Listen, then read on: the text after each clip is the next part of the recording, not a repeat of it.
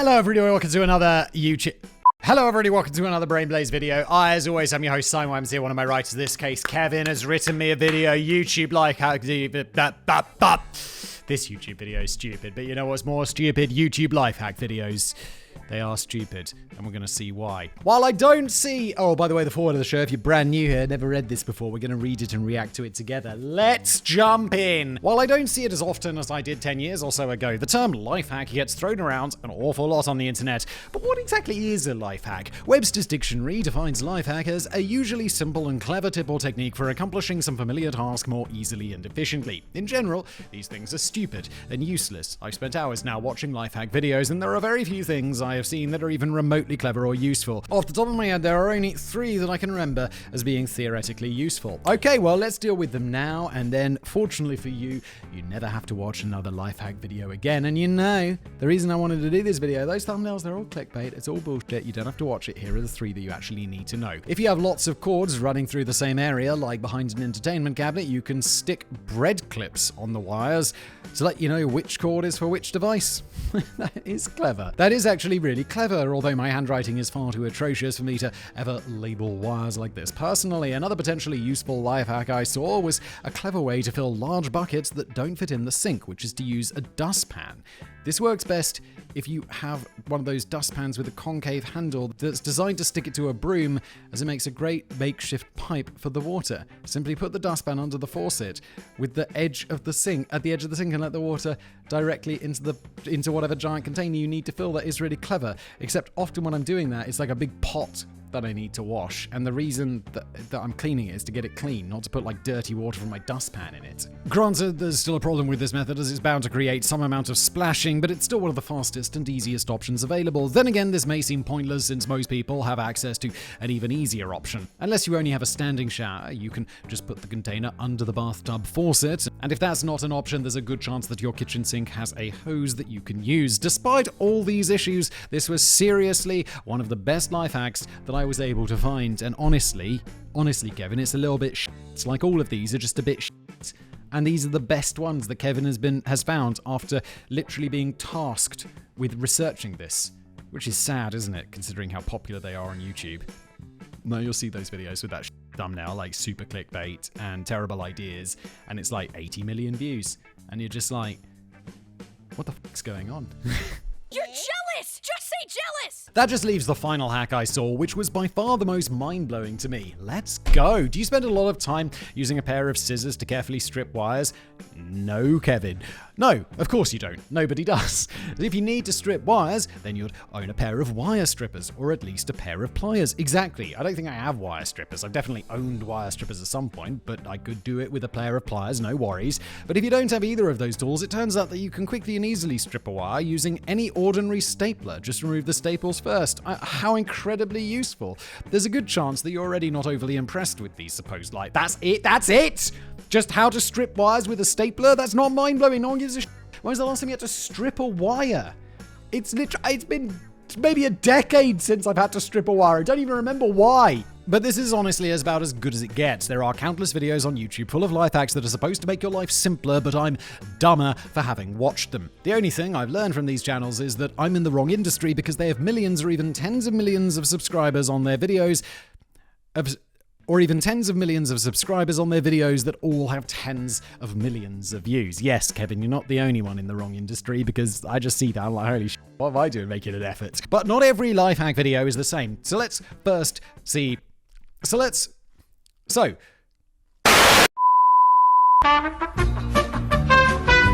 before we continue with today's video, have you ever Googled yourself? I mean, who hasn't? I mean, unless you got a name like John Smith, then you're like, oh, what's the point? What's the point? And then have you ever got a surprise that you didn't sign up for? Like, whoa, why is my personal info out there? Just for the world to see. Or, in my case, how do you know my height, Google? How? But fear not, because 180 centimeters, by the way. Just shy of 6 foot.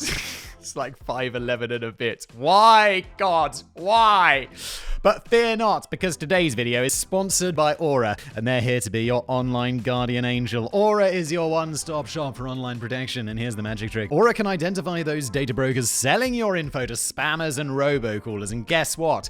They'll submit those pesky opt-out requests for you. Plus, you got all the good stuff like parental controls, antivirus, VPN, password management, and even identity theft insurance, and it's all in one affordable package.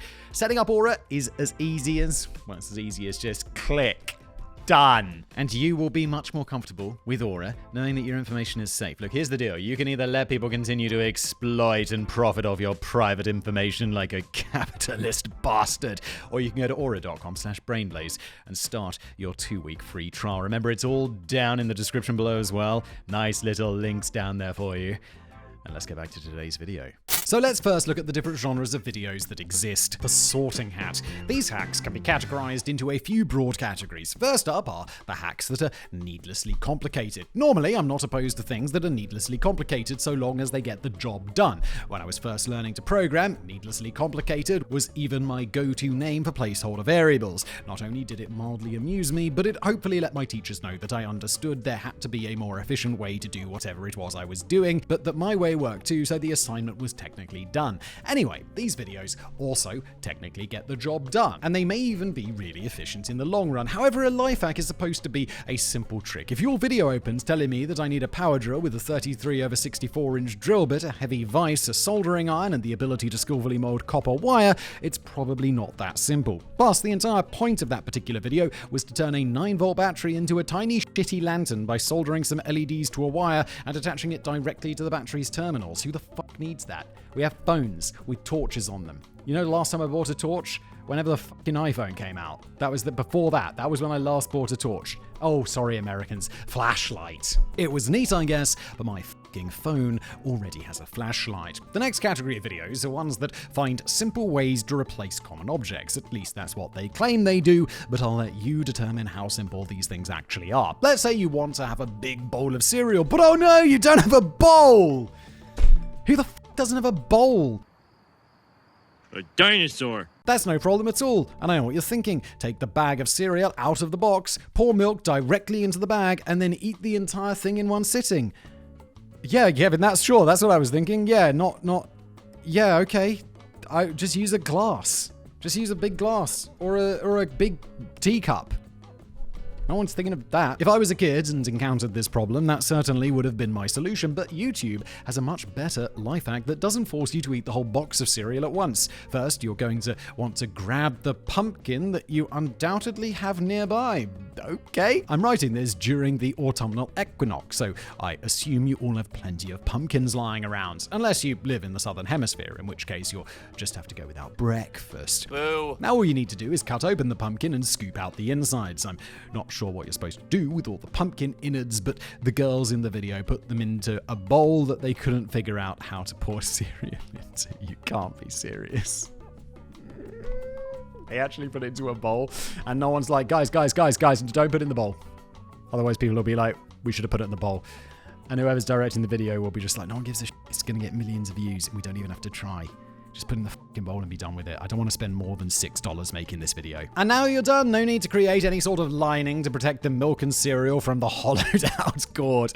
Just enjoy your delicious pumpkin spice Cheerios. What the fuck? You used to have the pumpkin spice latte. Oh yeah, it's seasonal. It's only in the fall. Another simple life hack is a great way to grill hot dogs while camping if you don't have a grill or propane stove. Once again, you're going to start with a gourd, in this case a watermelon. Ah yes, of course, just grab your handy camping watermelon. Simply cut the watermelon in half and empty out all of the delicious goodness. You could probably just scrape it all out onto the fucking ground, because who wants healthy fruits when there are hot dogs waiting to be cooked?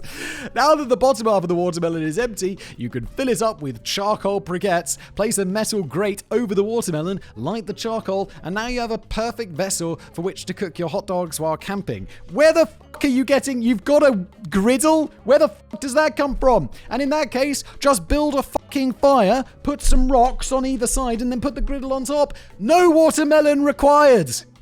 Who the fuck has a watermelon when they're camping? It's enormously heavy. This would absolutely work, but when would it ever be a practical solution to a problem? Who goes camping and remembers to bring charcoal and a metal grate, but not the rest of the grill? For that matter, who brings a metal grate instead of a stove? If you have that, it probably means you intend to cook things over an open flame. I'm not sure why you wouldn't just build a regular-ass fire on the grounds like a normal camper instead of using a hollowed-out fruit, but who the fuck am I to judge? I don't know, Kevin. I'm judging that shit. Fuck you, your watermelon campers. You don't exist. You only exist for YouTube videos, getting tens of millions of views. I'm not bitter.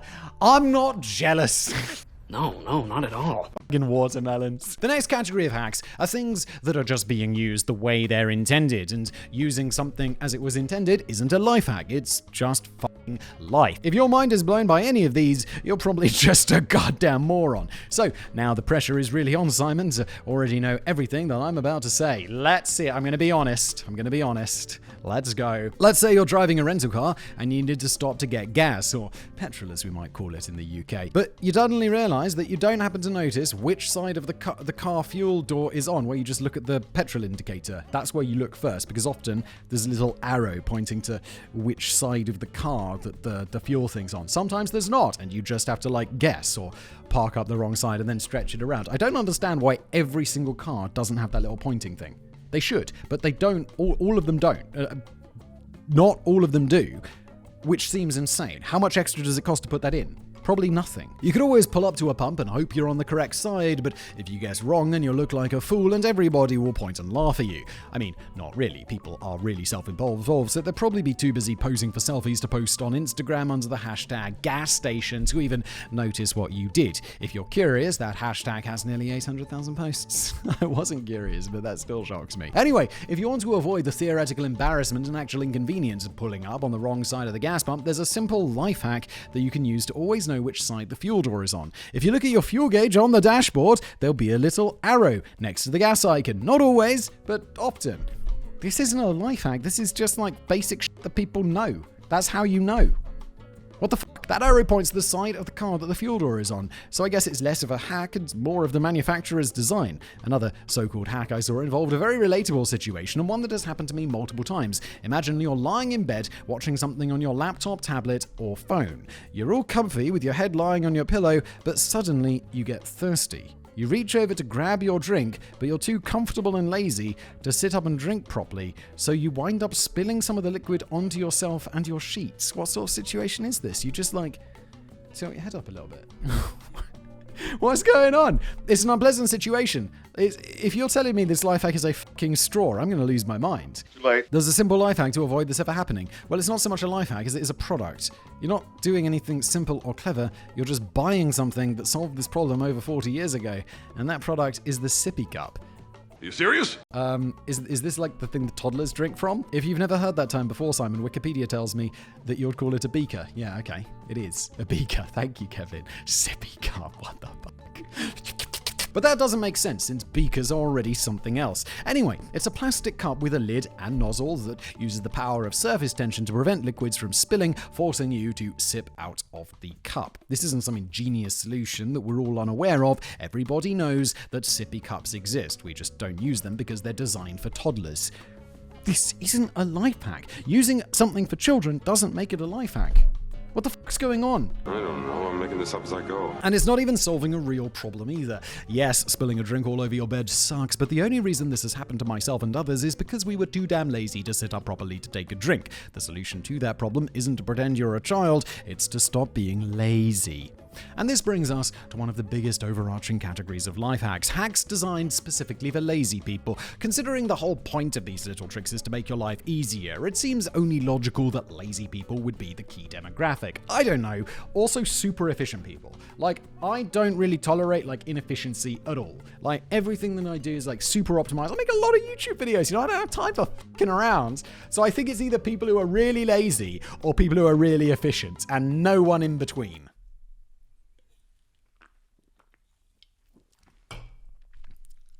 However, these hacks are obviously all completely asinine. Many of them fall into the various categories above, and the sippy cup was specifically recommended in a video of life hacks for people too lazy to sit up while they drink. Can't believe that was actually a video. It's amazing. It's amazing what gets views. A popular lazy hack that shows up frequently is to wear your hoodie backwards while you're lounging around. That way you can use the hood to hold your snacks, giving you a hands-free dining experience while you binge your favorite show. Just use a bowl! What the fuck? Technically, I suppose this does work, so long as the sweatshirt is clean and you don't mind some amount of lint getting in your food. But then, what happens if you want to put the hood on? You wind up with a bunch of grease, butter, and crumbs all in your hair. All you're really doing is potentially making a mess, forcing yourself to do laundry more often, and limiting your snack options to those items that you don't mind eating out of a fucking shirt. What is going on, internet? But at least it's not dangerous, unlike a number of other life hacks. In a previous episode, Danny mentioned a video that showed how to use bleach to turn a strawberry completely white. Just like Danny, I'm not sure what you're supposed to do with the strawberry afterwards, but definitely don't eat it because bleach is not food. It's poison. Or medicine.